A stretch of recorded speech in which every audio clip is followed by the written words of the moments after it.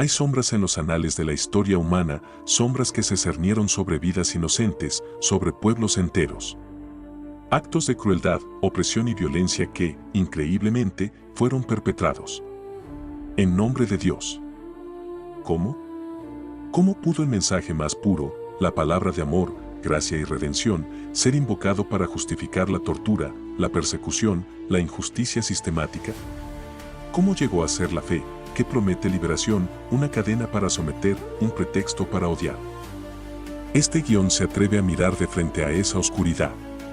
No para acusar una fe en sí misma, sino para confrontar una verdad incómoda y dolorosa, que la maldad que reside en el corazón humano tiene una capacidad aterradora para retorcer, manipular y abusar de cualquier cosa, incluso lo más sagrado, para sus propios fines. Exploraremos capítulos oscuros donde la religión, donde la Biblia misma, fue usada como una máscara, un escudo, una herramienta en manos de hombres y mujeres cuyo propósito real estaba impulsado por el poder, la codicia, el miedo o un celo distorsionado que nada tenía que ver con el corazón de Dios. Veremos cómo la sublime verdad divina fue arrastrada por el lodo de la perversión humana, mancillando el nombre y la obra del Señor. Viajaremos a través del tiempo, visitando escenarios como las cámaras y plazas de la Inquisición española, un ejemplo paradigmático donde la autoridad religiosa fue secuestrada por una agenda humana implacable.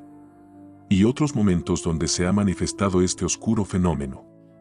Pero no nos quedaremos solo en la historia. Analizaremos por qué esto ocurre, qué dice la propia palabra de Dios sobre la fuente de tal maldad y cómo distinguir la fe genuina de sus peligrosas falsificaciones. Comprenderemos que esta tendencia a abusar de ideales o verdades no es exclusiva del ámbito religioso, es un síntoma de una enfermedad más profunda que afecta a la humanidad. Es la maldad humana en su faceta más insidiosa, capaz de corromper incluso la luz. Este no será un viaje fácil. Requiere honestidad para mirar el pasado y coraje para confrontar las realidades de la naturaleza humana. Pero es un viaje necesario. Porque solo al comprender la verdadera fuente de la oscuridad podremos apreciar plenamente la pureza de la luz y protegerla de ser usada para fines viles. Prepárense para un análisis profundo, para confrontar verdades incómodas y para descubrir que la palabra de Dios no es la causa del mal, sino el estándar que lo expone y la única esperanza que puede sanar la raíz de esa oscuridad en el corazón humano. La historia espera. Hemos mirado a las sombras, a la difícil verdad de cómo aquello que es sagrado puede ser pervertido por la mano del hombre. Es una carga pesada, una paradoja que nos obliga a confrontar no solo la historia, sino la complejidad de la naturaleza humana y la pureza inalterable de la verdad divina. Quizás, al escuchar estas narrativas, han surgido en ti preguntas. Reflexiones profundas sobre la fe, sobre el mal, sobre el discernimiento necesario en nuestro propio tiempo. Si este fragmento de la historia te ha tocado, si te ha llevado a meditar más allá de la superficie, te invito a que compartas el peso de tus pensamientos. Deja un comentario abajo. ¿Qué lección te resuena más fuertemente de lo que hemos explorado hasta ahora? Tu perspectiva es parte de esta búsqueda compartida de comprensión. Si sientes que arrojar luz sobre estas verdades, manejadas con cuidado y fidelidad, es importante en un mundo que a menudo simplifica o acusa erróneamente, te animo de corazón a compartir este video. Ayudemos a otros a ver la distinción entre la perversión humana y la verdad divina que resiste ser mancillada. Y si deseas continuar este viaje necesario y desafiante para comprender la naturaleza del mal, la pureza de la palabra y la autenticidad de la fe, te invito a suscribirte y unirte a esta comunidad de buscadores de verdad y discernimiento. Sigamos explorando juntos, con honestidad y esperanza. Hemos escuchado sus ecos a través de los siglos. Relatos que nos confrontan con una verdad incómoda, casi insoportable, el sufrimiento infligido por unos seres humanos a otros, justificado bajo el estandarte de lo sagrado. La historia está marcada por cicatrices profundas, guerras brutales, persecuciones despiadadas, inquisiciones aterradoras, actos de opresión, discriminación cruel y juicios despiadados. Todos proclamados o cometidos en nombre de la fe, en nombre de Dios. Esta es la paradoja que nos desgarra. Como pudo un mensaje que proclama el amor como su mandamiento supremo, la gracia como su fundamento y el perdón como su esencia, el mensaje de Jesús, quien lavó los pies de sus seguidores y abrazó a los marginados. Ser invocado para la tortura, la hoguera, la masacre. ¿Cómo fue posible que las páginas de un libro que enseña a amar al prójimo como a uno mismo, e incluso a amar a los enemigos, fueran retorcidas para justificar el odio, la conquista o la aniquilación de aquellos considerados diferentes? Este abismo entre la luz de la fe proclamada y la oscuridad de los actos cometidos en su nombre es el punto de partida de nuestro guión. No es una tarea ligera, es una investigación necesaria, un doloroso análisis para desentrañar la verdad que yace bajo las capas de la hipocresía y la perversión. Nuestro propósito no es atacar la fe genuina o la palabra de Dios, sino confrontar honestamente el abuso que se ha hecho de ellas, buscando la verdadera raíz del mal. Porque este guión sostiene una tesis fundamental, una verdad que la historia, vista con claridad, parece confirmar: el problema, la fuente de estos actos terribles, no reside en la palabra de Dios, que es pura e inmutable. El problema reside en la naturaleza del corazón humano. Es la maldad humana intrínseca, la capacidad de la humanidad para el egoísmo, el miedo, la sed de poder y la crueldad, lo que busca un disfraz, un pretexto, una justificación sagrada para sus propósitos oscuros. La fe, la religión, las ideologías políticas o sociales, la historia demuestra que cualquier sistema de creencias o de valores, por nobles que sean en su origen, puede ser secuestrado y pervertido cuando pasa por el filtro de un corazón no redimido. Las verdades se distorsionan, los principios se tuercen y el nombre de Dios mismo es usado indebidamente, mancillado, para bendecir lo que Él condena. El eco doloroso de las víctimas resuena en los siglos. Es el sonido de una profunda contradicción entre el Evangelio de la gracia y las acciones de quienes decían seguirlo mientras sembraban el terror. Es el testimonio silencioso de que algo fundamentalmente roto opera dentro de la condición humana. Este capítulo es una confrontación con ese eco. Es la declaración de nuestra intención de no ignorar las sombras, sino de buscar comprenderlas para poder, por contraste, apreciar y defender la pureza de la luz que intentaron apagar. Nos preparamos para sumergirnos bajo la superficie de las justificaciones religiosas y buscar la verdadera raíz de la oscuridad que se manifestó en estos actos. Pero, ¿cuál es la naturaleza exacta de esta maldad humana que tiene tal capacidad de perversión? ¿De dónde viene esta inclinación a distorsionar, a oprimir, a herir, incluso cuando se invoca un nombre santo? La respuesta, según el registro más antiguo y confiable que poseemos, la propia Biblia, que a menudo fue retorcida, se encuentra en la condición misma del corazón humano. Nos dirigimos ahora a la fuente que diagnostica el problema fundamental. Si la dolorosa historia nos muestra la capacidad humana para cometer actos terribles en nombre de Dios, y si nuestra tesis es que la raíz no está en la pureza divina sino en la perversión humana, entonces debemos preguntarnos: ¿cuál es la naturaleza exacta de esta maldad humana? ¿De dónde proviene esta profunda inclinación a dañar, a oprimir, a distorsionar la verdad misma? Para encontrar la respuesta, no debemos mirar afuera, sino a la fuente que a menudo fue mal utilizada, la propia Escritura, que actúa aquí como un espejo implacable que nos muestra una imagen difícil de aceptar. La Biblia, desde sus primeras páginas, ofrece un diagnóstico claro y contundente de la condición humana. Nos narra la historia de un diseño original perfecto, una humanidad creada a imagen y semejanza de Dios, viviendo en armonía. Pero entonces, relata el quiebre fundamental, la historia de la caída, Génesis 3. No como un mito lejano, sino como el relato que explica por qué el mundo es como es y por qué nosotros somos como somos. Adán y Eva, tentados, eligen desobedecer a Dios, buscando autonomía, el conocimiento del bien y del mal aparte de su Creador. Esa elección, aparentemente simple, tuvo consecuencias catastróficas y eternas. Introdujo el pecado en la existencia humana y, más crucialmente para nuestro tema, corrompió la naturaleza misma del ser humano.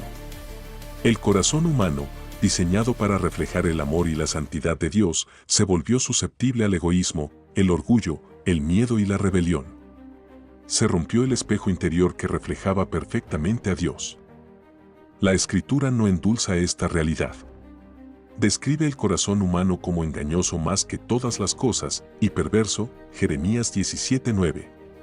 No es que seamos incapaces de hacer el bien, pero nuestra inclinación natural, nuestra configuración de fábrica tras la caída, está torcida, egocéntrica, separada de la voluntad y la naturaleza de Dios. Hay en nosotros una fuente, una raíz, de donde brotan motivaciones impuras incluso cuando las acciones parecen justificadas. Las primeras historias bíblicas tras la caída son ilustraciones vívidas de este diagnóstico. Caín, consumido por los celos y la ira, se convierte en el primer asesino, Génesis 4, demostrando cuán rápido la perversión interna puede escalar a la violencia extrema contra el propio hermano. Más adelante, antes del diluvio, la descripción es aún más sombría. Vio Jehová que la maldad de los hombres era mucha en la tierra, y que todo designio de los pensamientos del corazón de ellos era de continuo solamente uno el mal, Génesis 6:5. 2. La corrupción era total, desde el pensamiento hasta la acción. Esta es la maldad humana a la que se refiere este guión. No es una excusa para el pecado, sino la diagnosis bíblica de la condición fundamental que hace posible que los seres humanos actúen de manera que contradice incluso sus propios ideales más elevados o los mandatos más santos. Es esta naturaleza caída, esta inclinación inherente hacia el ego y la rebelión, lo que provee el terreno fértil para que la verdad sea distorsionada y lo sagrado sea abusado. La Biblia, el libro usado como justificación para tantas atrocidades, es precisamente el que nos da la explicación más profunda de por qué esas atrocidades pudieron ocurrir, porque provienen de un corazón roto. Este diagnóstico bíblico es, en sí mismo, una forma en que la palabra de Dios se defiende de ser la causa del mal, señalando al verdadero culpable, la condición humana. Pero, si el corazón es la fuente de esta perversión, ¿cuáles son los mecanismos exactos? ¿Cómo toma forma concreta esta inclinación a torcer la verdad?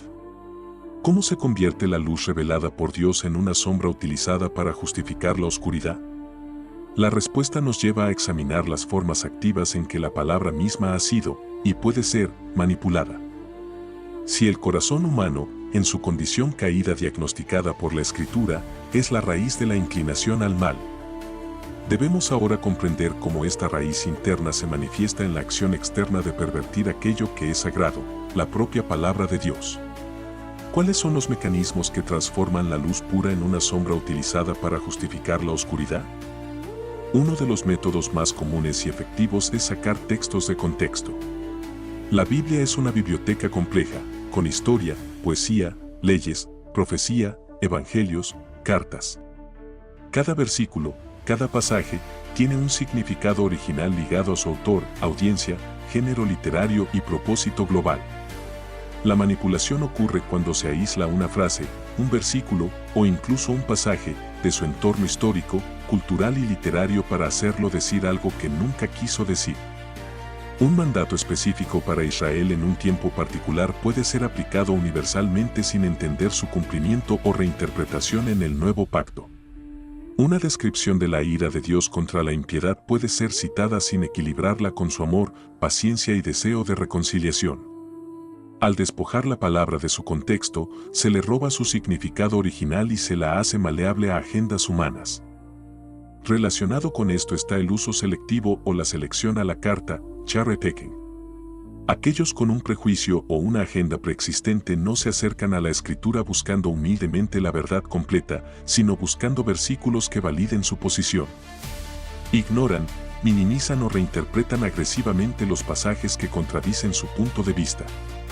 Si uno quiere justificar la opresión, se enfocará en textos sobre juicio. Si quiere justificar la codicia, citará promesas de prosperidad material fuera de contexto. Si quiere justificar el odio a un grupo, encontrará versículos que describan el desagrado de Dios hacia ciertos pecados, pero ignorará su mandato universal de amar y su obra redentora.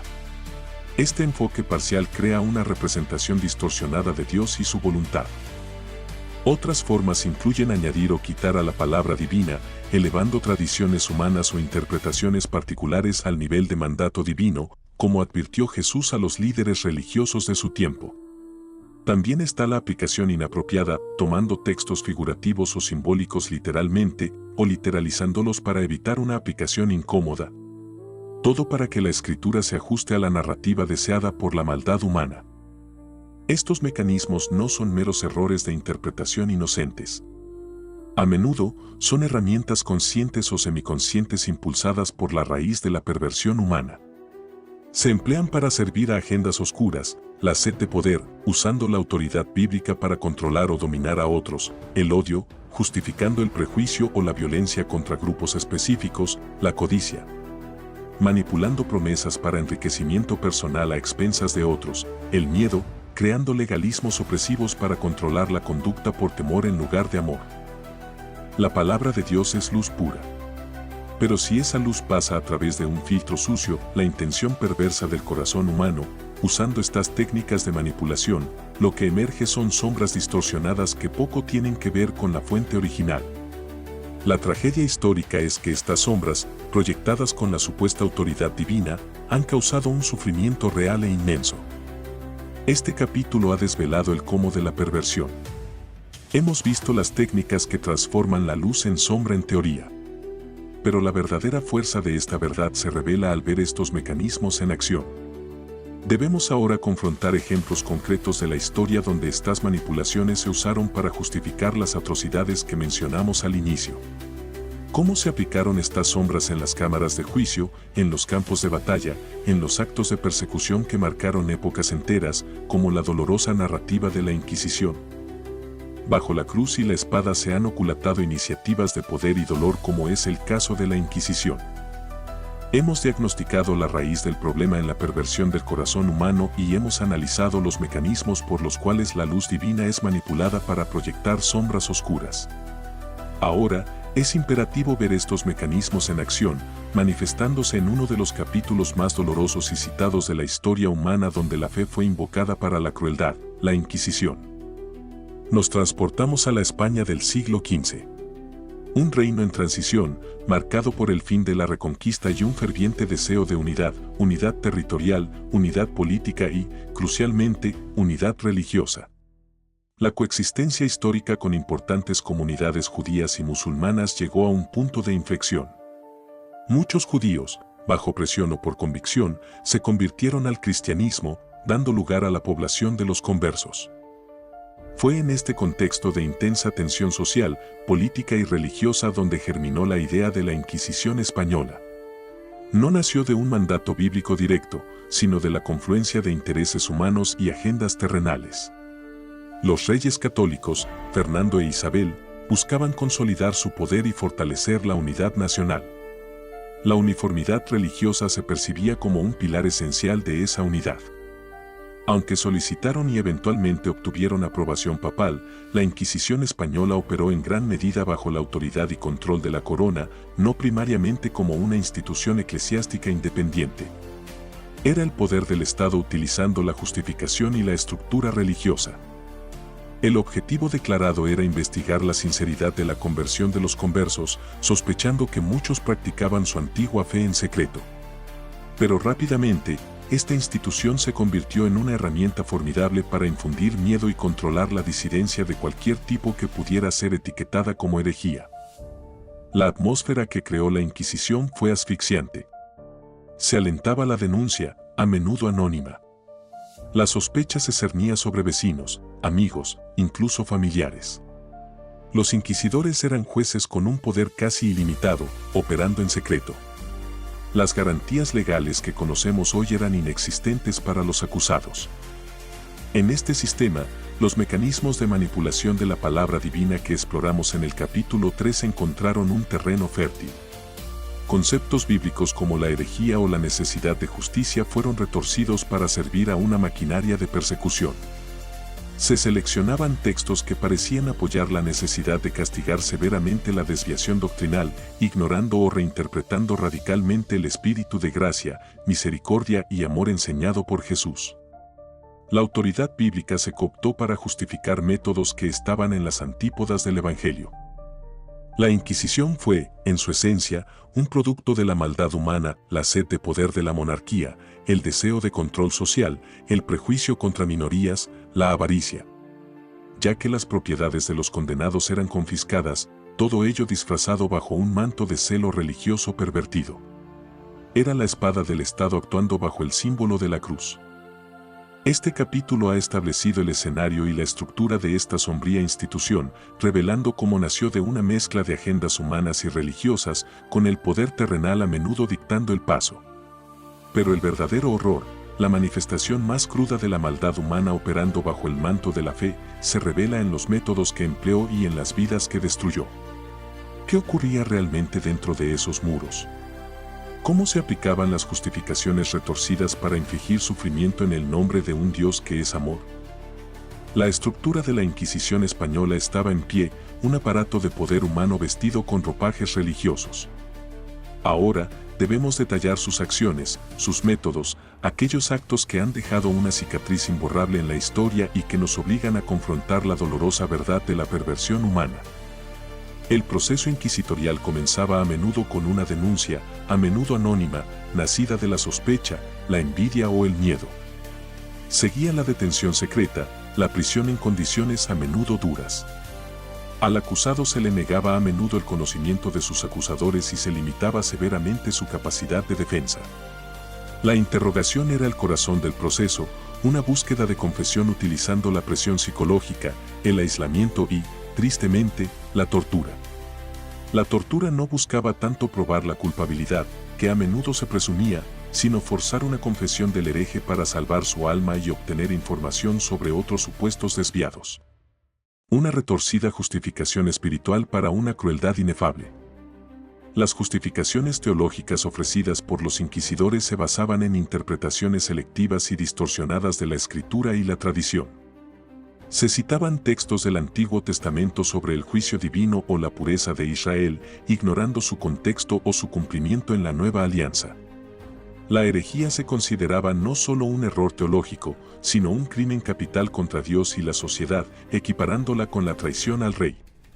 La erradicación forzada de la herejía se veía como un acto de misericordia final para salvar el alma del hereje y proteger la pureza del cuerpo social y religioso, aunque implicara la muerte física. El clímax público de este proceso era el auto de fe. Un espectáculo solemne y terrible donde se leía públicamente la sentencia. Condenados, vestidos con sanbenitos humillantes, sufrían castigos que iban desde multas y encarcelamientos hasta la penitencia pública y, en los casos más severos, la relajación al brazo secular para ser ejecutados. A menudo quemados en la hoguera. Todo esto, realizado con procesiones, misas y la participación de autoridades civiles y religiosas, buscaba infundir terror y reafirmar la autoridad. Pero ahora, debemos hacer la pregunta crucial, la que da título a este capítulo: ¿cómo se compara este sistema, con sus secretos, su coerción, su tortura, su fuego y su espada, con la vida y las enseñanzas de Jesús de Nazaret? El contraste es abismal, una contradicción trágica y fundamental. Jesús caminó entre la gente, enseñando abiertamente, invitando a seguirle, nunca forzando la fe. Condenó la hipocresía religiosa, Mateo 23, y los sistemas que ponían cargas pesadas sobre la gente, Mateo 23:4. Abrazó a los marginados, comió con pecadores y recibió a aquellos que la sociedad religiosa rechazaba. Cuando sus discípulos quisieron invocar fuego del cielo sobre una aldea samaritana, Lucas 9:54-56, Jesús los reprendió, diciendo que Él no vino a destruir vidas, sino a salvarlas. En lugar de tomar la espada para defenderse o imponer su reino terrenal, instruyó a Pedro a guardarla, Mateo 26:52, y entregó voluntariamente su vida en la cruz, muriendo por sus enemigos, no matando a los suyos. El evangelio que él predicó es uno de gracia, misericordia, perdón y amor incondicional, agape. La fe genuina nace de la convicción interior por el Espíritu Santo, no de la coerción externa. La justicia que Jesús trae es redentora, no punitiva en el sentido de la crueldad humana. Sus métodos fueron la invitación, la verdad que libera, el servicio humilde, el sacrificio propio. La Inquisición, con su secreto, su tortura, su fuego, su espada, no fue una extensión retorcida del Evangelio, fue una profunda traición y negación de los principios que decían defender. La contradicción entre fuego vs gracia es la prueba desgarradora de que estos actos no vinieron de Dios o de la esencia de su palabra. sino de la maldad humana operando con un poder pervertido y justificaciones manipuladas. La Inquisición es un ejemplo claro y doloroso de cómo la maldad humana puede usar lo sagrado como pretexto para actos terribles. Pero, trágicamente, no es el único. Este patrón de abusar de ideales nobles, de retorcer la verdad para justificar la opresión, se ha manifestado en otras formas, en otros tiempos, incluso más allá del ámbito estrictamente religioso. ¿Dónde más podemos ver estas sombras operando bajo disfraces de rectitud o necesidad? La historia nos da nombres sagrados y manos ensangrentadas que nos dan otras historias de horror. La Inquisición española nos proporcionó un estudio de caso detallado de cómo estructuras humanas pueden cooptar el poder religioso y manipular la fe para justificar la opresión y la crueldad. Pero, al mirar el amplio tapiz de la historia, vemos que ese patrón no es un evento aislado, es una manifestación recurrente de la perversión humana operando bajo un nombre sagrado. Consideremos, por ejemplo, ciertos aspectos de las cruzadas. Convocadas con el fin declarado de recuperar Tierra Santa, a menudo se transformaron en campañas militares motivadas tanto por el fervor religioso como por agendas terrenales de poder, conquista y riqueza. Se prometió la salvación eterna a los combatientes, fusionando la piedad con la violencia justificada. Aunque para muchos la motivación inicial pudo ser genuina, la realidad sobre el terreno a menudo implicó masacres indiscriminadas, saqueo de ciudades, incluida, a veces, Jerusalén, y ataques incluso contra comunidades judías o cristianas ortodoxas, todo ello proclamado bajo la bandera de la cruz. El espíritu de amar a tus enemigos y poner la otra mejilla, Mateo 5:39, 44, fue trágicamente eclipsado por la espada.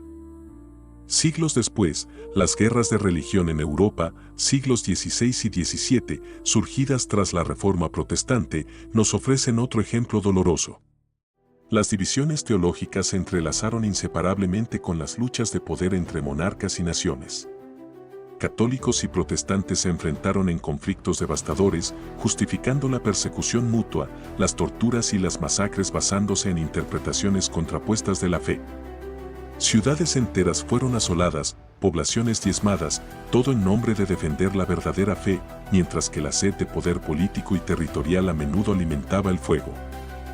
Quizás uno de los ejemplos más flagrantes de la manipulación de la escritura para justificar la maldad humana es la defensa de la esclavitud racial durante siglos, particularmente en las Américas.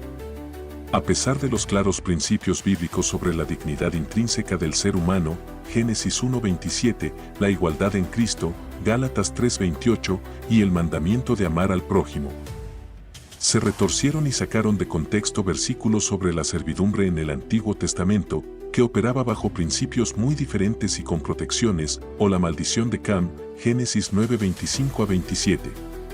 Para justificar la brutalidad inhumana de la esclavitud chattel basada en la raza. Nombres sagrados fueron usados para deshumanizar y oprimir. Estos ejemplos, cruzadas, guerras de religión, justificación de la esclavitud, son solo una muestra de un patrón recurrente.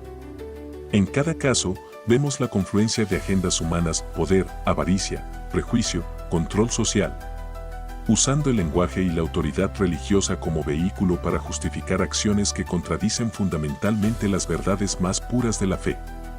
Es la misma maldad humana, los mismos mecanismos de manipulación, manifestándose en diferentes escenarios históricos.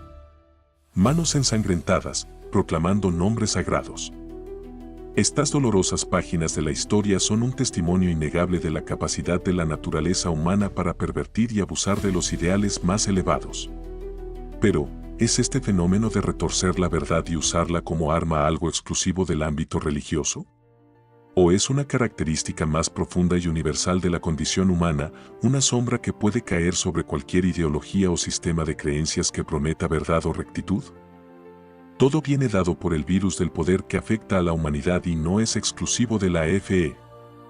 Hemos visto cómo la perversión humana, utilizando los mecanismos de manipulación, ha empleado ideales religiosos y la palabra de Dios como un manto para justificar la violencia, la opresión y la injusticia a lo largo de la historia.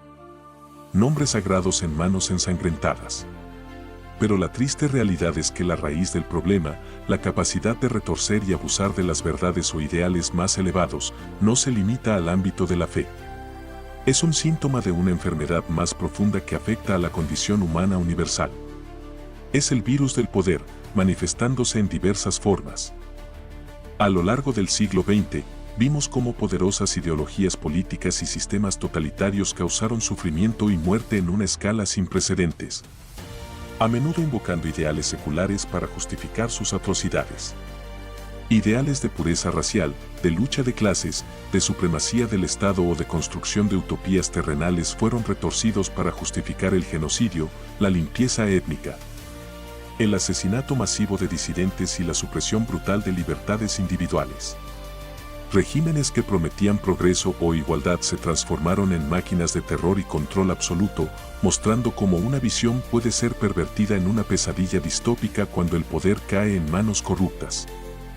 El nacionalismo, un sentimiento natural de identidad y apego a la propia tierra, también ha sido frecuentemente pervertido. Transformado en una ideología de superioridad excluyente, ha justificado la agresión militar, la anexión territorial, la subyugación de otros pueblos y la xenofobia. Todo ello en nombre del destino o la gloria de la nación.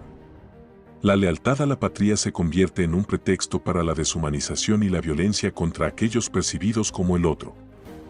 Incluso filosofías económicas o sociales, en sus aplicaciones más extremas o pervertidas, han sido usadas para justificar la explotación despiadada, la desigualdad sistémica y la falta de compasión hacia los más vulnerables, bajo narrativas de supervivencia del más apto o de justificación de la riqueza ilimitada sin responsabilidad social. En todos estos casos, ideologías políticas, nacionalismo, filosofías sociales o económicas llevadas al extremo, vemos el mismo patrón fundamental que identificamos en los abusos religiosos. La cooptación de un conjunto de ideas o ideales, ya sean divinos o seculares, por la maldad humana, utilizando mecanismos de manipulación, como la selección a la carta, la decontextualización o la elevación de la ideología a verdad absoluta para servir a agendas terrenales de poder, control, prejuicio, venganza o avaricia. Estos ejemplos, provenientes de ámbitos completamente diferentes al religioso, demuestran de forma contundente que el problema no está en la esfera donde se manifiesta el abuso, sino en la fuente que lo impulsa. El corazón humano no regenerado, infectado por el virus del poder, siempre propenso a torcer la verdad para justificar sus propios caminos oscuros. La capacidad para la hipocresía y la perversión es universal. Esto nos deja con una pregunta crucial.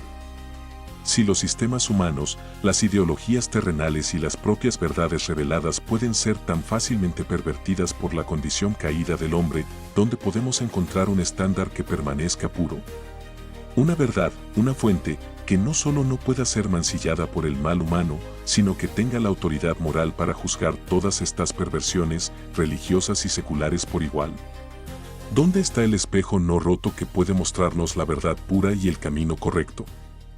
Hemos visto cómo la maldad humana, en su sed de poder y control, ha retorcido los ideales más elevados y manipulado la palabra de Dios para justificar actos terribles a lo largo de la historia, tanto en el ámbito religioso como fuera de él. Pero si todo lo humano es susceptible de perversión, ¿dónde encontramos un estándar que permanezca limpio, capaz de juzgar esas mismas perversiones? La respuesta se halla en la propia Escritura. Aunque la Biblia fue usada como excusa y su nombre fue mancillado por quienes cometieron atrocidades, su mensaje central no aprueba ni justifica esas acciones, por el contrario, las condena implacablemente. La Biblia no es la causa de la maldad histórica, es el estándar inmutable que revela la oscuridad y la juzga. Las páginas de la Escritura, vistas en su totalidad y contexto, son un testimonio poderoso contra la opresión, la crueldad y la hipocresía que hemos explorado. Los profetas del Antiguo Testamento clamaron apasionadamente contra la injusticia social, la explotación de los pobres y la corrupción de los poderosos que usaban la religión como fachada. Amós 5:21-24, Miqueas 6:8, Isaías 1:10-17. Su mensaje es un juicio directo a cualquier sistema o persona que oprima al débil, sin importar sus reclamos de piedad. El propio Jesús, la encarnación del Verbo de Dios, confrontó con severidad la hipocresía religiosa de su tiempo, Mateo 23. Denunció a quienes ponían cargas pesadas sobre la gente pero no movían un dedo para ayudarlos, a quienes buscaban estatus religioso en lugar de la verdadera justicia, misericordia y fe. Su vida fue un ejemplo de amor radical, abrazó a los marginados, sanó a los enfermos, perdonó a los pecadores y enseñó a amar a los enemigos y a orar por los perseguidores. Mateo 5:44. Las enseñanzas del Nuevo Testamento son un juicio directo a las justificaciones usadas para la violencia y la opresión vistas en la historia. La espada debe ser guardada. Mateo 26:52, el reino de Cristo no es de este mundo ni se avanza por la fuerza física. Juan 18:36. El fruto del Espíritu que debe caracterizar al creyente es amor, gozo, paz, paciencia, benignidad, bondad, fe, mansedumbre, templanza. Gálatas 5:22-23. Cualidades diametralmente opuestas a la crueldad, el odio y la opresión. La unidad en Cristo trasciende barreras sociales, raciales o de género. Gálatas 3:28. La Biblia, en su mensaje consistente y revelado plenamente en Cristo, se erige como el juez supremo de todas las fechorías cometidas en su nombre. Su luz expone la oscuridad de la perversión humana. Su llamado a la justicia, a la misericordia, a la humildad y al amor sirve como el estándar por el cual la historia de los abusos es medida y hallada terriblemente deficiente. El hecho de que la propia palabra de Dios contenga estas condenaciones y este estándar puro es la prueba más poderosa de que la fuente del mal no está en ella, sino en la naturaleza caída del ser humano que actúa en contra del Verbo mientras proclama seguirlo. El Verbo, la palabra de Dios, permanece limpio, sin mancha, a pesar de los intentos de arrastrarlo por el lodo de la maldad humana. Su pureza es nuestro estándar. Pero si el Verbo es puro y juzga la maldad, ¿cómo se manifiesta esa pureza en la vida real? Si la Biblia nos muestra el estándar y diagnostica el problema del corazón, ¿qué aspecto tiene una fe genuina que ha permitido que la pureza del Verbo transforme la perversión del corazón? ¿Qué fruto produce una vida que realmente camina en la luz de esta palabra inmaculada, en contraste con las sombras que hemos visto? Si la palabra de Dios es el estándar inalterable que condena la maldad, y si la historia nos muestra la capacidad humana para pervertir esa luz, ¿cómo reconocemos una fe que es genuina? ¿Una vida que realmente ha sido transformada por la gracia divina y guiada por esa palabra pura? La respuesta bíblica es clara: por el fruto que produce. Hemos visto los frutos amargos de la perversión humana operando en nombre de la fe: odio, crueldad, división, opresión, juicio despiadado, persecución, hipocresía. Estos son los frutos envenenados del corazón no regenerado, manifestándose incluso bajo un disfraz de piedad, utilizando mecanismos de manipulación para servir a agendas oscuras. Son las obras de la carne, Gálatas 5:19-21, disfrazadas de santidad. Pero la Escritura nos presenta un contraste radical: el fruto auténtico que brota de una vida donde la fe ha arraigado en la verdad de Dios y el Espíritu Santo está obrando. Gálatas 5:22-23 lo describe: mas el fruto del Espíritu es amor, gozo, paz, paciencia, benignidad, bondad, fe, mansedumbre, templanza. Contemplen la diferencia, el abismo entre estos dos tipos de fruto. Mientras el veneno produce odio que divide, el fruto auténtico produce amor que une y sana. Donde el veneno genera ansiedad y conflicto, el fruto auténtico trae gozo inquebrantable y paz que sobrepasa el entendimiento. Frente a la impaciencia y la ira, el fruto auténtico cultiva paciencia y mansedumbre. En contraste con la crueldad y la indiferencia, florecen la benignidad y la bondad. La desconfianza y el cinismo son reemplazados por la fe, fidelidad/confianza, y, en lugar del descontrol y el abuso de poder, reina la templanza, dominio propio. Este fruto no es el resultado del esfuerzo humano para portarse bien. Es la evidencia sobrenatural de una transformación interior.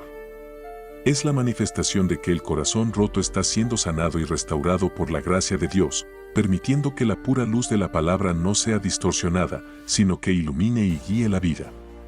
Este fruto es la marca de quienes han permitido que la gracia de Dios opere genuinamente en ellos. Jesús mismo dijo: por sus frutos los conoceréis, Mateo 7:16. La autenticidad de una supuesta fe o movimiento religioso no se mide por sus afirmaciones de ortodoxia, su tamaño, su influencia política o su celo para juzgar a otros.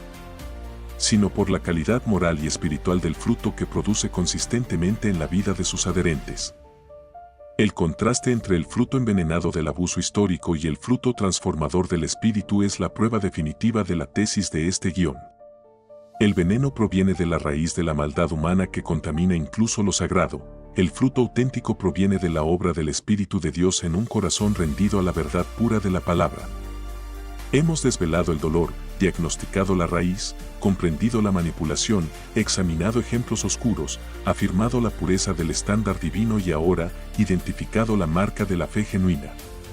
Pero, ¿cómo aplicamos este conocimiento vital en un mundo donde las sombras aún intentan imitar la luz?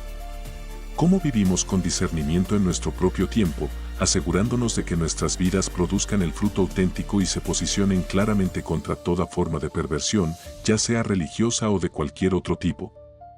Hemos viajado a través de siglos de dolor y contradicción, confrontando la sombría realidad de actos terribles cometidos en nombre de la fe. Hemos desvelado la raíz profunda de este problema en la naturaleza caída del corazón humano, su capacidad para retorcer y manipular incluso la pura luz de la palabra divina. Y hemos visto cómo esta perversión se ha manifestado en ejemplos históricos devastadores, tanto en el ámbito religioso como más allá de él, impulsada por el virus del poder y agendas terrenales. Hemos afirmado, sin embargo, que la palabra de Dios permanece limpia, un estándar inmutable que juzga implacablemente toda esta maldad y manipulación. Y hemos identificado la marca inconfundible de una fe genuina, el fruto transformador del Espíritu, en claro contraste con el fruto envenenado de la perversión. Todo este conocimiento nos lleva a una encrucijada hoy. La historia no es solo un relato del pasado, es una advertencia solemne y un llamado a la vigilancia. El potencial para la maldad humana, la tendencia a disfrazar propósitos oscuros con retórica elevada, la capacidad de manipular la verdad, todo ello aún existe en nuestro mundo. Por lo tanto, la elección crucial que se nos presenta es la del discernimiento y la responsabilidad. Discernimiento significa entrenar nuestra mirada para distinguir la luz de la sombra, la verdad de la manipulación, el fruto auténtico del veneno. Esto requiere un compromiso constante con la fuente pura, sumergirnos en la palabra de Dios para conocer su carácter, sus enseñanzas y su corazón, de modo que podamos detectar las distorsiones. Requiere observar el fruto, hay amor, paz, paciencia, benignidad, o hay odio, división, crueldad, control. Pero el discernimiento no es el fin, es el inicio de la responsabilidad. Conocer la raíz del problema, la maldad humana, y tener el estándar puro, la Biblia, nos obliga a actuar. Nuestra responsabilidad principal es asegurar que nuestras propias vidas no contribuyan a las sombras, sino que reflejen la verdadera luz. Esto significa buscar genuinamente la transformación del corazón por la gracia de Dios, cultivando activamente el fruto del Espíritu en todas nuestras interacciones. La primera línea de defensa contra la perversión comienza en la autenticidad de nuestra propia fe. Nuestra responsabilidad también se extiende hacia afuera. Significa hablar la verdad en amor, Efesios 4:15, señalando con sabiduría y gracia las perversiones y los abusos donde quiera que los veamos, tanto dentro como fuera del ámbito religioso. Significa ser defensores de la verdadera justicia, de la misericordia y de la dignidad humana, no con la espada de la coerción o el juicio cruel, sino con el poder transformador del servicio humilde y el testimonio coherente. La historia de la maldad humana que usa lo sagrado es un recordatorio devastador de lo que ocurre cuando el corazón humano caído no es confrontado y transformado por la gracia de Dios. Es un llamado a la humildad y a la vigilancia constante. Pero la existencia de la palabra pura y la posibilidad del fruto auténtico son un faro de esperanza inquebrantable. Nos muestran que es posible una vida y comunidades que, lejos de herir y destruir en nombre de, sanen, construyan, restauren y reflejen el verdadero corazón de Dios. Hemos visto la oscuridad y la luz, el veneno y el fruto. La elección ha sido presentada. ¿Cómo responderemos a esta elección crucial? Viviremos con el discernimiento necesario para reconocer las sombras y la responsabilidad para asegurar que nuestras vidas sean un reflejo de la luz genuina, un testimonio vivo del fruto que transforma y sana. ¿Cómo seremos portadores de esa luz en un mundo que aún lucha contra la oscuridad de la maldad humana? Hemos caminado por senderos difíciles y dolorosos, confrontando un capítulo sombrío de la historia humana, el sufrimiento infligido en nombre de la fe. Hemos buscado, bajo las justificaciones y los pretextos, la verdadera fuente de esa oscuridad, y la Escritura misma nos ha confrontado con el diagnóstico fundamental: la raíz no está en la pureza divina, sino en la naturaleza caída y pervertida del corazón humano. Es esa condición interna la que capacita al hombre para tomar la luz más pura, la palabra de Dios, y, utilizando mecanismos de manipulación y distorsión, transformarla en una sombra para justificar sus propios propósitos oscuros. Vimos cómo esta perversión se manifestó en la historia, desde las complejas y trágicas operaciones de la Inquisición hasta otros ecos dolorosos en las cruzadas o la justificación de la esclavitud. Y, para subrayar que la enfermedad no se limita a un solo ámbito, exploramos cómo este mismo virus de poder y perversión ha corrompido otras ideologías y sistemas a lo largo de la historia, demostrando la universalidad de la maldad humana que usa cualquier bandera para la opresión. Pero en medio de esa oscuridad, encontramos un faro inquebrantable, la propia palabra de Dios. Aquella que fue tan a menudo retorcida y usada como excusa, se erige en realidad como el estándar inmutable que juzga y condena todas esas perversiones. La Biblia no es cómplice del mal hecho en su nombre, es el espejo impoluto que revela la fe pervertida por lo que realmente es, la maldad humana actuando en contra del Verbo, no desde él. El Verbo permanece limpio. Y a partir de esa pureza, vemos la posibilidad de una fe auténtica, una fe que no produce veneno, sino fruto transformador. Amor en lugar de odio, paz en lugar de división, bondad en lugar de crueldad. Este fruto, nacido del Espíritu obrando a través de corazones rendidos a la verdad pura, es la evidencia viva de una vida donde la luz ha vencido a la sombra interior. La enseñanza general que emerge de este viaje es profunda y desafiante: la maldad humana es una fuerza real y poderosa, capaz de corromper incluso lo sagrado, y su tendencia al abuso no está confinada. Pero, simultáneamente, la palabra de Dios es un estándar inquebrantable de verdad y moralidad, y su gracia es capaz de transformar el corazón mismo que es la fuente del problema, permitiendo que la fe genuina florezca y produzca vida en lugar de muerte. Este conocimiento, esta claridad ganada a través de la confrontación con la historia, nos impone una responsabilidad solemne. La responsabilidad de vivir con discernimiento, entrenando nuestra mirada para reconocer las perversiones y manipulaciones, tanto en la esfera religiosa como en cualquier otro ámbito. Y la responsabilidad aún mayor de asegurar que nuestras propias vidas no añadan sombras al mundo, sino que sean un testimonio vivo de la luz y el fruto auténtico de una fe anclada en la pureza del Verbo. La historia de la maldad humana es una advertencia. Pero la verdad de la palabra y la posibilidad de una vida transformada es una invitación. Una invitación a ser agentes de sanación y construcción, no de herida y destrucción. A vivir la fe de forma que glorifique a Dios, no que mancille su nombre. Este es el desafío que enfrentamos hoy, armados con la verdad. Nuestro viaje a través de las complejidades de la maldad humana, de las sombras que han intentado opacar la luz divina, llega a su punto final narrativo. Hemos mirado de frente a verdades difíciles, a la capacidad del corazón humano para la perversión y a cómo lo sagrado puede ser dolorosamente mancillado. Pero también hemos afirmado la pureza inalterable de la palabra de Dios y descubierto la marca inconfundible de una fe que es auténtica y transformadora. Si este recorrido, a pesar de su seriedad, te ha ofrecido claridad, si te ha movido a reflexionar más profundamente sobre la naturaleza del mal, la importancia del discernimiento, o la belleza de una fe que produce verdadero fruto, entonces, te invito a que no te detengas aquí. Llevemos esta comprensión un paso más allá. Primero, si hay pensamientos o sentimientos que han surgido en ti al confrontar estas verdades, por favor, compártelos. Deja un comentario abajo. ¿Qué parte de este guión ha resonado más contigo? ¿Qué lección te llevas? Tu perspectiva enriquece esta conversación necesaria. Segundo, si crees que este mensaje, que busca arrojar luz sobre un tema a menudo malinterpretado y defender la pureza de la palabra frente a sus abusos, puede ayudar a alguien más a discernir o a comprender mejor, te animo sinceramente a compartir este video. Seamos canales de esta claridad y esta verdad.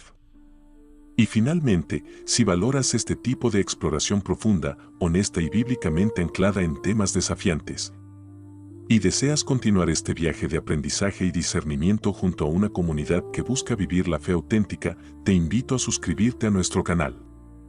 Gracias de corazón por tu valentía al acompañarnos en este difícil pero crucial viaje. Que la verdad que hemos explorado te fortalezca, que la pureza de la palabra te guíe siempre, y que tu vida sea un testimonio vivo del fruto del Espíritu, amor, paz, bondad. Sanando y construyendo en lugar de herir y destruir. Vive con discernimiento, ama con audacia, y camina en la luz inmaculada de la fe genuina. Hasta nuestra próxima exploración en la verdad.